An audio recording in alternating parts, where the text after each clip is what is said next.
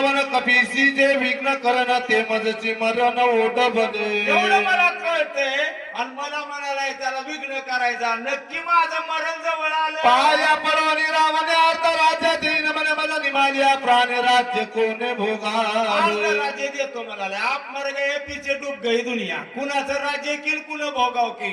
आपण गेल्यावर माग काही नाही बर का. म्हणून मी अलकड इशारा करायला. आता हुशार झालेत माझ्यापेक्षा सगळे हुशार झालेत पण अलकड इशारा करायला बर का. माझ्या शेतकरी मायबापांनो तुम्ही या जगाचे पोशिंदे आहात. कितीही कर कसली वेळ आली तर आत्महत्या करायची. इथून पुढे जमल तेवढं जमल त्या बँकेचं कर्ज काढायचं आणि या पट्टे हो वसुलीला म्हणायचं. पण अजिबात भिवून मारायचं नाही. इथून पुढे आता सावध व्हायचं. कारण आपण मेल्यावर महागल्याला काय बी मिळून काय उपयोगाचं. आता नवत तारा होत तरी रावणाची करी लगा. तया परे जाणू म्हणते होय आमाते हित काही. मी एक काम करणार म्हणलं तर रावण मला मारल्याशिवाय राहीना. मग रावणाच्या हाताने मेल्यापेक्षा हनुमंताच्या हाताने मेलेलं बरं आहे का नाही. मरणाचा सुद्धा विचार करा बर का. मरणाची कार्य नाही आठवण. चांगलं मरण आलेल्याला पुन्हा जन्म लागत नाही बर का. मी थोडं जबाबदारीने बोलतो. ज्याला उत्तम मरण आलंय त्याला पुन्हा जन्मालाच येणं लागत नाही. उत्तम मरण कशाला म्हणावं. काल परवा तुमच्याकडे घडलेली घटना आहे ऐकण्यात असेल तुमच्या बर का. कुठले तरी इथले महाराज होते पोथी सांगणारे. 5वा अध्याय सांगून खाली उतरायच्या वेळेला पुंडलिक म्हणले जाग्यावरच डोंगर जवळ. खरंय का खोट आहे. त्याला उत्तम मरण म्हणावं. त्या बाबाला आता पुन्हा जन्माला येणं लागत नाही. उत्तम मरण दोनच आहेत. मी जबाबदारीने बोलतोय का. एक देवासाठी धर्मासाठी देवाचं नाम मुखामध्ये चिंतन करत जो मरतो त्याचं एक मरण उत्तम आहे. आणि देशाच्या संरक्षणासाठी सीमेवर लढत लढत मरतो त्याचं एक मरण उत्तम आहे. बाकीचे आपल्याला माहित. मग हनुमंताच्या हाताने मेल्यावर उत्तम मरण आहे. मला मुक्ती मिळेल. हनुमान सभाय श्री रघुनाथ श्रीराम प्रेमे सदा डुलत होता त्याची हाते गाठ. कृत कृतार्थ मी झालो. हनुमंताच्या हाताने मरण आल्यावर माझ्या जीवाचं कल्याण झालं. थोडं जबाबदारीने बोलून जाऊ का. माझ्यासारख्याची चित्ता जळत असताना तुमच्या मारुती महाराजासारख्यांची नजर रस्त्यानं जाता जाता जर चित्तेवर पडली तर त्याचा उद्धार होऊ शकतो. एवढी शक्ती संतांची आहे. मग हनुमंताच्या हाताने मेल्यावर माझा उद्धार. ऐसे विचारोने मनी मान देत रावण वचनी तुझी आज्ञा उल्लंघोनी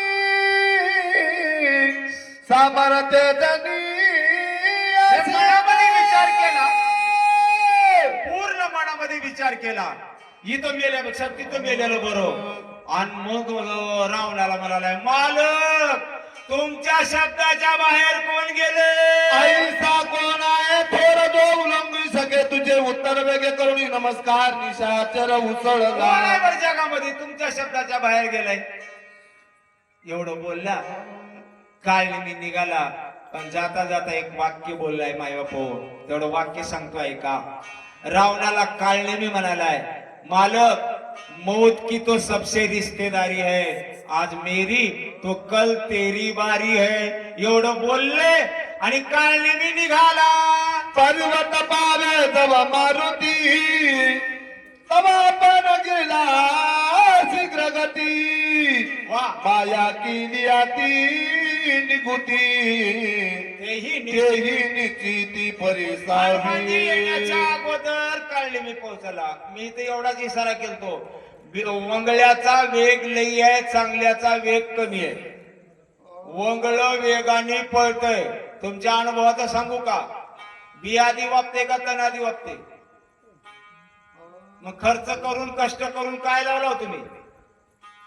बी ते गंमत विनोद म्हणून सांगतो तुम्हाला. तुम्ही महागा मोलाचं मला वाटतं इकडे सरक्या लावता का तुम्ही.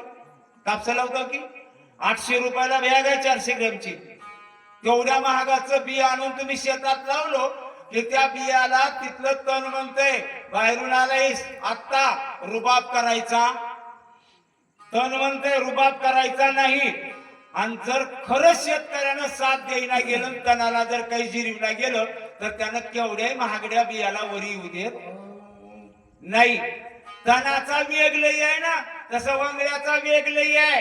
हनुमानजी वरून खाली उतरला ते तवर जाऊन पोहोचला. ते जावोनी रक्षोगना केला असं केला आश्रम निर्माण. वा फळे जळे संपूर्ण वृक्षारोपण अतिरम्य. सुंदर आश्रम तयार केलेला आहे. फळ तयार केले, झाड लावले, फळ लागले, पिकले. आपण घेऊन अग्निहोत्र तापसविषयी निचार दिसे उपवासी निरंत केले उदर खपाटी. पोटपाटीला घातले. हजारो वर्षाचा महाराज होऊन बसला. माता तटाचा संभार परिधान त्यासी वल्कलांबर. वक्री वाढले शस्त्रुफार अति विचित्र भासती. बघा, दाढी केस वाढलेले आहेत, असलं रूप धरून बसलं. काकबा हात लिंग बुलाले केसात वानप्रस्थ रूप देत जप करीता ती कशाला वेकाग्र. कराले की मग जप करीत करीत बसलेला आहे. हाती घेऊन जप माळी बुगुळी गेली भोयात जैसा खिचडी मुद्रा लावली तैसी जैनी दिसत आहे. अर्धे बुगळ उघडे पांढरे करून जप करून आल्याचं रूप धरून बसलेला आहे. घालून वज्रासन करून एकाग्र भगवत धरून ध्यान पाया गमन कपीचे. बगड्यासारखं ध्यान धरले, बगड्यासारखं. कधी कुणाचं नाव येते बर का. बगड्यानं ध्यान धरून बसावं माशासाठी. कसा बसला ऐका. उदका माझे असे बका वा जैसा कोणी सात्विक बरं चळवासी पुण्य श्लोक ऐसा दे. ऐसा ते पाण्यामध्ये बगळा बसावा. दिसत. आणि कुणीतरी आले म्हणून त्या माशाने बगड्याकडे बारी लावावं आणि नजर खाली आली की त्यानं गटमध्ये गिळावं. त्या न्यायानं मत्सारिया दृष्टी तरी गटकावणी सगळा गिळीत. वा देवीराचे सकपट मिळी आगमन सैल. कपी आगमन सेनी त्या पाहत माशाला गिळून दुसऱ्याची वाट बघत बसावं तसं हनुमंताची वाट बघत काळणी बसला. दक्षिण दिशेच्या भागी जय श्रीमान. जैसी मुसवतीनी आगीत वा की नक्षत्राच्या पुंज स्वर्गी येतास मारी. दिसे वेगी धावत. डोळ्यामध्ये दक्षिण दिशेनं लाल बुंद काहीतरी आलं. ते दृश्य दिसलं. कसलं. की बा सूर्य उदयाला वा वा तैसा येत सदा तुला नातरीचे सपनाहून निष्ठला.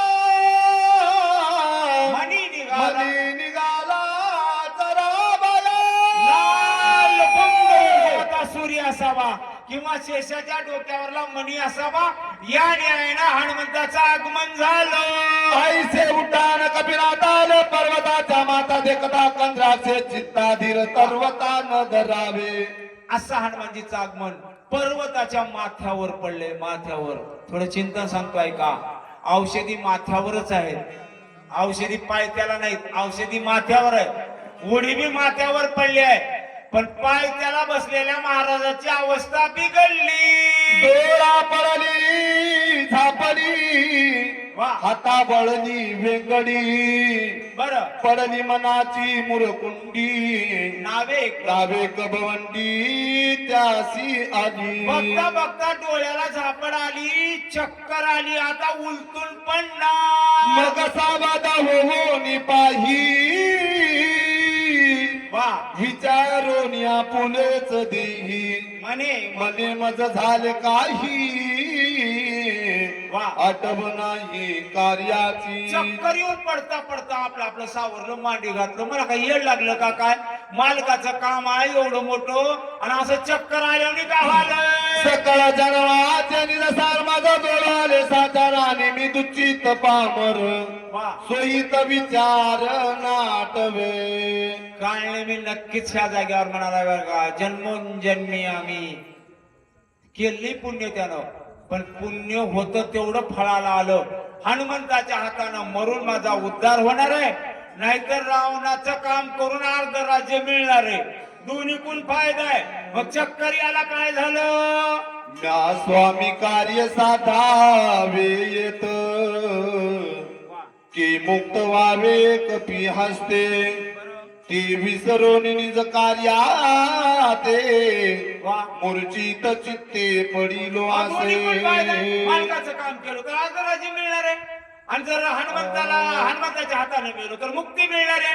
मग येड लागले का काय असं मूर्छित पडाय? आईसे विचारून म्हणे वा. स्वस्त बैसला असनी कपीने देखिला दुरुनी वा वा. मग दाहोनी तेथे एवढा आला विचार केला आणि त्यानं सावध होऊन बसलं.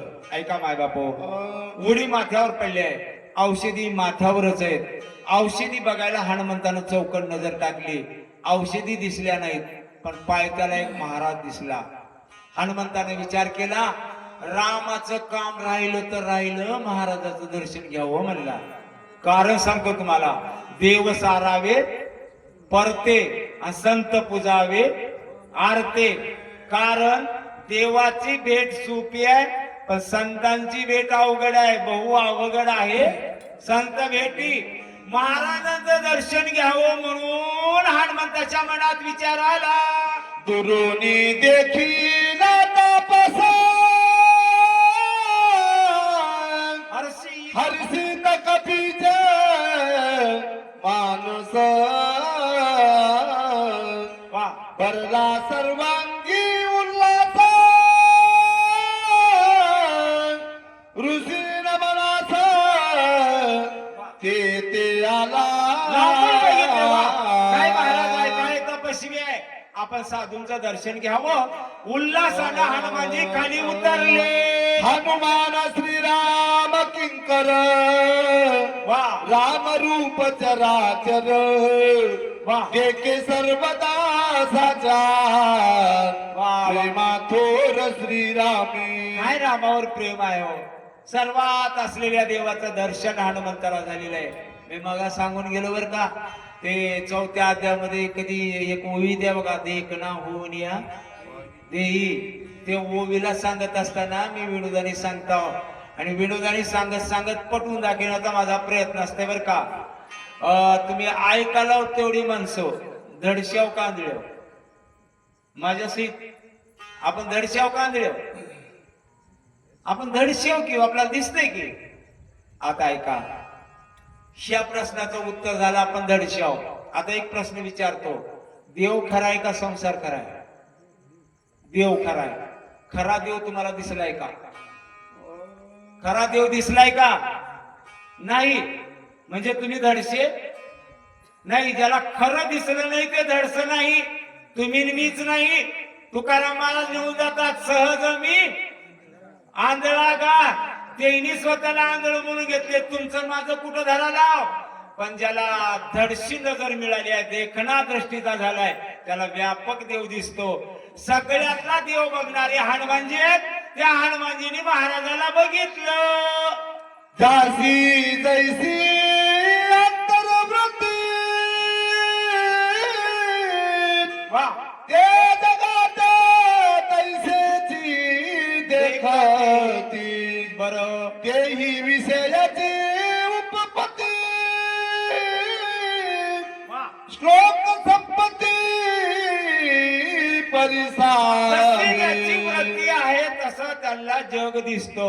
जरा सोपं करून सांगू का, तुम्ही जगभर जरी माणसं शोधत निघालो चांगला माणूस बघावं म्हणून, तुम्हाला चांगला माणूस सापडणारच नाही जर तुमच्यात चांगलं नसेल तर. आणि तुमच्यात चांगलं भरलं असेल तर जग सगळं आपल्यापेक्षा चांगलं दिसतंय. सोपं करून सांगू का, दृष्ट्या दोन आहेत, एक धर्मराजाची आहे, एक दुर्योधनाची आहे.